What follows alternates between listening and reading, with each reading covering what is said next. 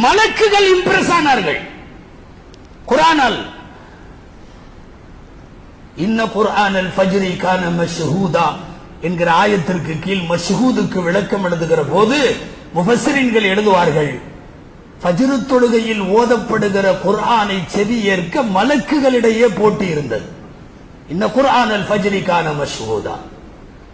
சூரா மரியம அந்த பக்கத்து நாட்டுக்கார அரசர் நஜ்ஜாசி மன்னர்கிட்ட ஓதுனா கண்ணுல தண்ணி விட்டு அவரு அழுகிறார்.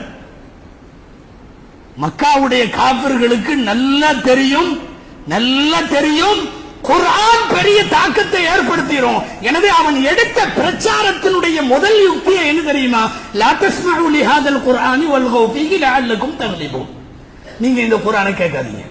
அவன் எல்லாத்துலயும் போய் சொன்னதே அதுதான், குர்ஆனை கேட்காதீங்க. ஏன்னா அவனுக்கு நல்லா தெரியும், கேட்டுட்டா வேற மாதிரி மாறிடுவாங்க. பஞ்சை காதிலே அடைத்துக் கொண்டு வந்தவர் எல்லாம் நெஞ்சிலே ஈமானை ஏற்றி கொண்டு போனவர்களாக மாறி போனார்கள் அல்லவா? உலகத்திலே ஒரு நீண்ட நெடிய வரலாற்றில் திருக்குர்ஆன் போன இடமெல்லாம் பெரிய தாக்கத்தை ஏற்படுத்தியது.